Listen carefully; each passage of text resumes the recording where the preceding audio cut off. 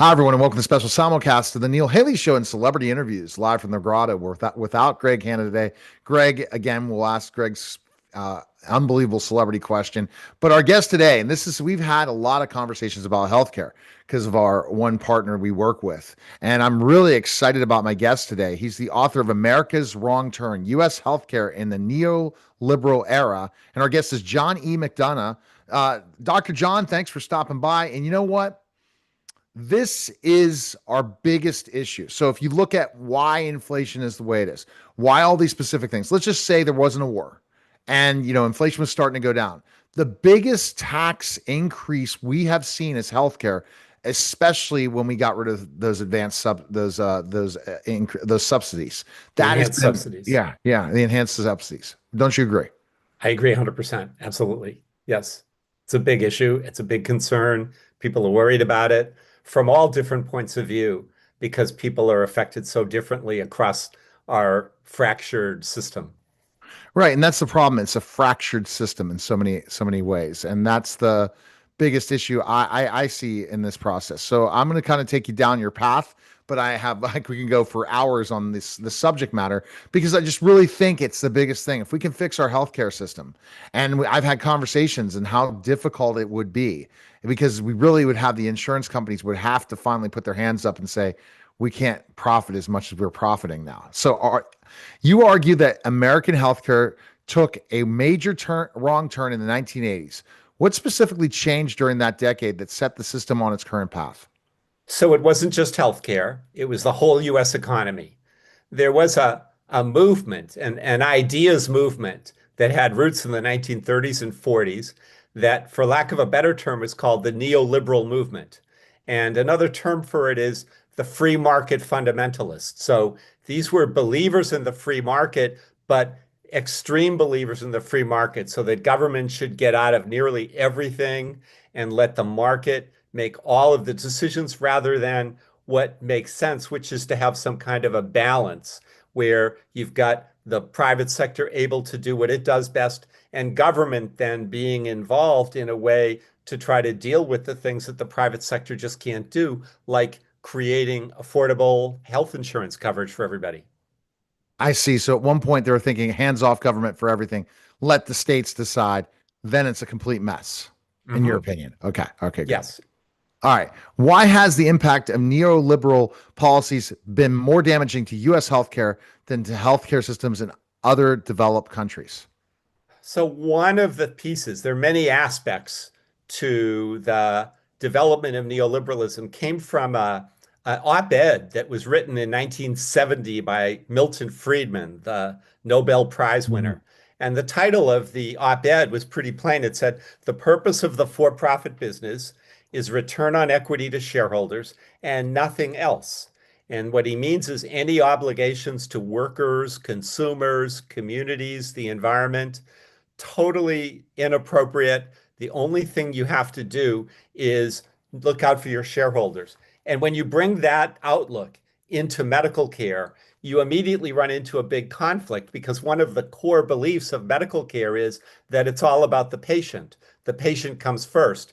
And so here you have a big time entry into US healthcare of for profit, shareholder owned corporate capitalism that puts shareholders first, taking over organizations that prior to that had the patient coming first. And Major contradiction. I'm already seeing that what you've written in your book is showing that. So how did the shift from serving patients to serving shareholders affect hospitals, insurance companies, and healthcare costs? Well, one of the big impacts of neoliberalism, and it wasn't aimed at healthcare, but healthcare got pulled into it, was a complete sea change in how we looked at monopoly and antitrust in the United States.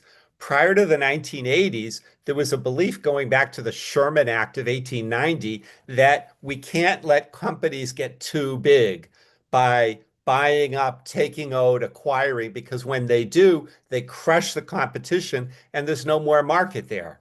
So the neoliberals gave a different attitude. They said, well, listen, as long as a merger benefits consumers where they'll see some lower prices, however much, then it should be green light for everybody as long as they can show that. And that actually took effect. So in the Reagan administration, they rewrote the antitrust guidelines, the federal guidelines, to represent what's now known as the consumer welfare treatment of antitrust. And so that's when we really started to see a massive explosion. And it got into the healthcare space, hospitals, insurance companies, drug companies, all these middle level things like pharmacy benefit management and even heard of. And the result of it is that we now have a hyper consolidated system at every level. And increasingly, economists who study this closely say that it is the concentration of the medical care system that is the leading factor that is driving up the costs of medical care for everybody. Yeah, absolutely. And that's going to be a concern because people just aren't going to get health care anymore. Then they're not going to get healthy. You're going to have a lot more people in the hospitals. The hospitals will be overflooded. They can't pay for insurance. And then the system will, when you go and you have to go to use the hospital, it's going to be like a third world country going into the hospital systems, especially in the bigger cities where this happens. So that's one of the big things. So define Yeah. neoliberalism because I hear liberalism and I'm thinking liberal. I'm not, it's not. That is a point of confusion that has been an issue for everybody. But so the people who started this movement, Milton Friedman, Friedrich Hayek, a lot of other smart, intelligent people in the 1940s, they started it after World War II, and they were trying to find a middle ground between they opposed the New Deal and Franklin Roosevelt Okay. because they thought it was too much government planning. They opposed obviously fascism and communism, but they wanted to create a more free market approach than what FDR had allowed. And they needed to come up with a name. And their hero was this guy from the 18th century named Adam Smith, the guy with the invisible hand and that sort of thing. But they didn't want to look like they were looking back centuries. So they came up with a new term, neoliberal, because Smith was a traditional liberal, not of the FDR side. He believed in free markets. And so they wanted to adopt Adam Smith as their hero and his form of liberalism as opposed to FDR's form. And so they came up with the term neoliberal to suggest a new form of liberalism. But the truth is, Milton Friedman tried to sell that in the early 50s. He wrote an essay that said why I am a neoliberal. But he realized that he really couldn't explain it. And Democrats owned the term liberal, Liberal. and it just created confusion. So he basically stopped using any label. He said, call me whatever you want. But as we look back at that movement today, the only label that still really works is this term called neoliberal. And the other thing is, neoliberalism was not just a US phenomenon, it was a global phenomenon all around Mm. the world. The epitome of neoliberalism on the global stage would be the World Trade Organization. Oh wow. So it's interesting. So you don't where does conservatives fit with neoliberalism if you brought up Reagan? Well, as they abandoned the term neoliberal, the label that stuck the most, they identified very much with Republicans and republicanism, particularly their early folk hero was Barry Goldwater from Mhm. 1964. So they really believed in that. Milton Friedman said, I'm for the free market. You call me what you want. I don't care. Call me. He rejected libertarianism because he said we do believe in some government and they believe in no government. He didn't like conservative because he wasn't looking to conserve the status quo. He was looking to overturn it. But then when Reagan came in, and Reagan was primarily known as a conservative, they just kind of adopted that label. So they don't talk about neoliberalism. It's mostly people who recognize the impact and a lot of the harms who use that term. And I adopt it because it's the only label that really makes sense to define this ideological movement. And it confuses people completely, neoliberalism Totally. versus liberalism, Yes. because you see the title of the book, you think, okay, you're a conservative, but I would say I'm listening to you. I wouldn't say your politics that you pretty much are different than a lot of party politics today. That the right and left are so far right and left that we're missing serving everybody. It's a problem on both sides. Both sides have issues. But the fundamental conversation is still very much the same as what they were arguing about in the 40s and 50s, It which never is changed. how much government is too much, Yeah. how much government is appropriate and right. Yeah. And that fight goes on every day, and it's gone on for decades and decades in the United States. It's gone on Right. all around the world, and it's Right. still And going President on. Trump is definitely not a conservative. He is big government to its biggest extent in so many ways, using the government as his tool. So he is not a conservative. And that's the shock of probably a lot of people listening to that, you know? Ditto with Bill Clinton.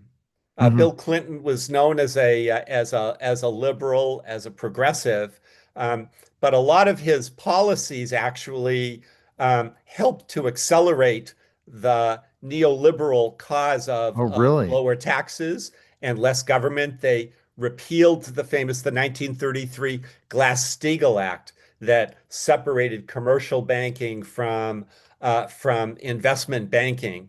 And that stayed in effect for about 50 years. And it was Bill Clinton in the late 1990s who signed the law repealing Glass-Steagall that really happened to set the stage for the financial collapse of 2008, 9, and 10. Interesting. So not many people bring up that it was Clinton. They bring up somebody else. Bush. Absolutely. And Bush too. Absolutely. It Right. wasn't, it's usually, it's rarely is it just one thing. Yeah. But I get it, and I think that that's where we are in it as a party system. And I know people definitely got to check out your book, but I think we're in this really good conversation flowing. As somebody who I call myself a Republican, conservative, but I don't know what conservatism is anymore. And I am about social issues. That there's got to be another party. That we are not going to be able to survive off a two-party system for much longer. There's going to be a collapse if we do, because really there is more ideologies on both sides of ideas in both parties there, and there's so many independents that have different ideas and thought process. And when you're looking at, you're hurting people, that is a problem. But raising taxes isn't always going to be the fix. It needs to be a happy medium in every certain factor. So, that's the problem. And then they use other things to get their way. So, Well, and it also depends upon which taxes you're talking about. If you're talking about taxes on lower middle income yeah. working Americans, that's a real problem. You look at tax increases on the billionaire class, that's a different conversation. Yeah, that's you. And you really have to look at that and say, what is that going to do based on history versus, not having people pay taxes up to, let's say, $100,000 and then fund it off of everybody else and say, okay, guess what? Because they're going to spend, the economy is going to get better, all these things. So it's so difficult to place it and say, oh yeah, I'm not paying much in taxes, but yes, everyone else is suffering. And that is the problem in general if you are your party politics versus people politics. What is best for the people? And government, healthcare is such a primary thing. Education is a primary thing. And those two things are falling absolutely apart right now. But don't just assume if you get rid of taxes, as they say, on people under 100,000, what they're talking about is getting rid of income taxes. But they all still have to pay Social Security taxes, sales taxes, property taxes. It's not like people are getting a free ride in terms of any taxes at all. That's just one form of taxation. Right, exactly. So, what role did the government deregulation play in creating today's healthcare affordability and access crisis? So the government moved as much as possible as they could to deregulate, to get rid of a lot of the controls and the standards that, for example, kept private for-profit stock owner companies from getting into the healthcare space. um, Government deregulated antitrust and anti-monopoly so that corporations had a much easier time just coming together and forming in ways that give us today United Healthcare, which comes across as an insurance company, but it owns physicians, it owns physician practices, it owns a pharmacy benefit management firm, it owns data. It's a major conglomerate that is able to manipulate the rules because they touch just about every facet. And that's it. It's a form of merger and consolidation called vertical integration. Usually we worried about horizontal integration, where, say, two hospitals in the same community get together. But the threats that we see now and we understand today from vertical integration are actually far more worrisome for the overall economy and, in particular, for the healthcare sector, because it is increasingly difficult to be able to manage policy in a coherent way. So looking back, was there a specific policy or decision or moment that you believe accelerated the decline of the American healthcare system? I don't think there was one. I think that it was a host of decisions over many, many years from different sites. And I can cite examples that are important. So in 1981, the new President Ronald Reagan, through his Justice Department, rewrote the antitrust rules so that companies could merge and consolidate much more quickly and easily and rapidly. And that regime continued at least until 2020. And so it's a different day. Another decision that was made back in 1979, this was under President Jimmy Carter. His Department of Labor passed a rule that changed the standards so that pension funds could invest their capital into private equity firms, which were growing, but far less dominant than we see them today. And those were the seeds that planted into what we have right now with this massive private equity sector that is buying up hospitals, churning them, selling their property to real estate investment trusts, and basically treating hospitals, nursing homes, home healthcare organizations like they are just assets to be traded and sold and manipulated in all different kinds of ways. So lots of decisions in the hundreds that passed over years. Most of them people never even saw because they were done at the regulatory level. So, despite challenges, what realistic reforms could you improve healthcare outcomes and lower costs in the United States over the next decade? So back in 2010, in the Affordable Care Act, we created and passed for the first time a national patient bill of rights. We've had a lot of change in the system in the last 15 years with the emergence of electronic health records, and further, we now with artificial intelligence, we need a new patient bill of rights that's going to address the epidemic of cost sharing on patients. We have hundreds of thousands of patients who are falling into bankruptcy, not because they don't have insurance, but because they have insurance with sky high deductibles that they can't afford. And when they need to get services and they can't pay those, then they get sued by hospitals. They get their wages attached. They get their cars taken away from them as people pursue them through bill collection. So there's a core loss of respect and accepting and understanding the needs of patients and consumers in the healthcare system.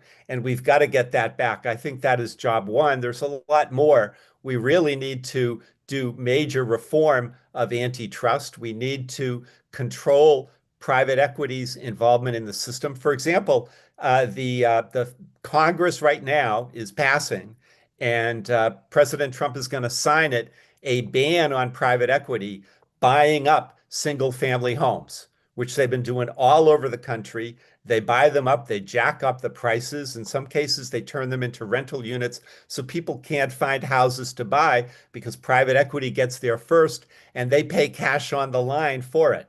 So if we can ban private equity from buying up property in the single family home market, maybe we can also ban it from buying up medical care services that are patient facing. Okay. Very great. So, your last questions we ask all our celebrities is this comes from Greg Hanna of Toss C3. What is the most important thing in life, Dr. John, you've ever learned?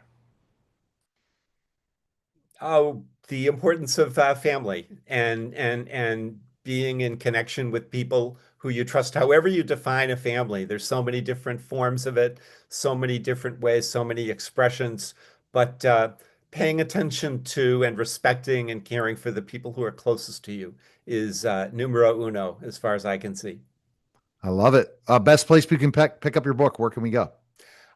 Probably go to, you can get it off Amazon, America's Wrong Turn.